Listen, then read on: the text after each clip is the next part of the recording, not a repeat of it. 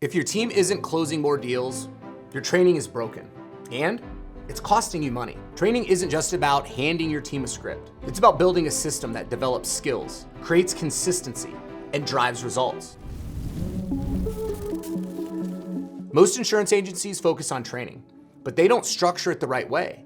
And that's why their teams struggle to close deals consistently. I'm gonna give you the exact 4-part framework that top performing agencies are using to build training programs that actually work so that you can increase your close rates, grow your team's confidence, and start winning more households. Step number 1 is to create content that sticks. Good training, it starts with good content.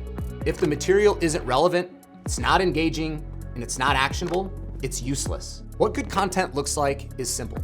It's relevant to the team members' daily work. If it doesn't apply to real-world scenarios, it won't stick. It's engaging, and it's easy to follow. Nobody remembers boring content. Make it simple, direct, and interesting. It's actionable. Don't just give theory. Show them exactly how to use it. And it's updated regularly. The industry and the market, they change, and so should your content. Here's an example.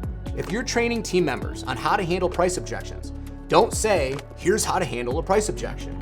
Instead, you want to walk them through an actual objection scenario. Ask questions like, what happens if a customer says, I'm not sure that I can actually afford this?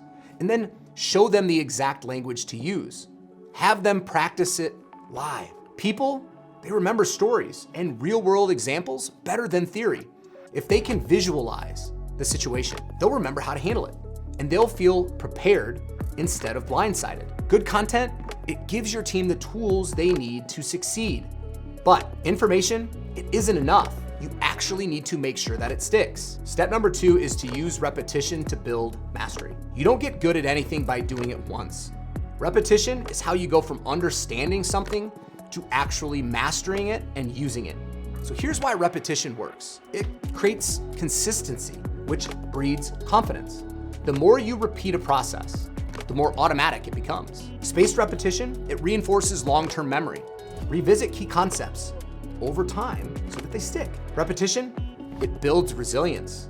When team members encounter difficult scenarios repeatedly, they build confidence in handling them. So here's an example. Think about professional athletes. They don't practice once and expect to go out and win championships. What do? They practice daily. They repeat the same moves over and over until it becomes second nature. And the same goes for sales. Repetition takes your team from thinking about what to do to actually doing it naturally. Step number 3 is to build confidence through practice. See, repetition builds confidence, but practice builds skill. Here's why role-playing works. Role-playing creates a safe environment for trial and error. Mistakes during practice equal fewer mistakes with real prospects and customers. It improves communication and problem solving. Team members learn how to adjust their delivery in real time. It builds confidence under pressure. If they've handled it in practice, they'll handle it in real life. So here's an example. Let's say you're training your team to handle the I need to think about it objection. Instead of just telling them what to say, here's what you want to have them do. First, you want to have them role play the conversation with another person on your team, and they want to practice it in multiple variations. And then give them live feedback on their tone, their pace, and their delivery. Here's why this works. When people practice in a controlled setting, they're more confident in real conversations. It helps them refine their language and their delivery. They'll develop the ability to adjust based on the prospect's response. Repetition builds the foundation, but practice sharpens it. Step number 4, you need to hold your team accountable. Training without accountability is like working out without tracking progress. You actually don't know if it's working. So here's how you can build accountability.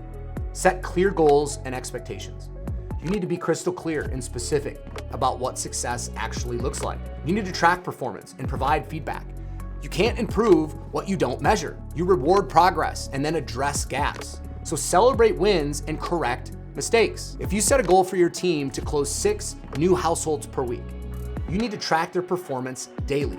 And if someone isn't hitting their numbers, that's when you sit down and figure out why. Is it because they're struggling with objections? Are they missing buying signals? Are they not following up? And then provide targeted coaching to fix the exact problem that they're facing. Clear goals, They give your team direction. Feedback, it helps them adjust and improve. Recognition, it boosts morale and it reinforces good habits. The key to a successful training program is combining your content with repetition, practice, and accountability into a seamless, consistently executable system. Which part of your training program needs the most improvement? Is it content? Is it repetition, practice, or accountability? Drop a comment below and let me know. If you got value from this video, hit that like button because it helps our channel. And make sure to subscribe so you don't miss the next one. Because when you train the right way, crushing your goals simply becomes a habit.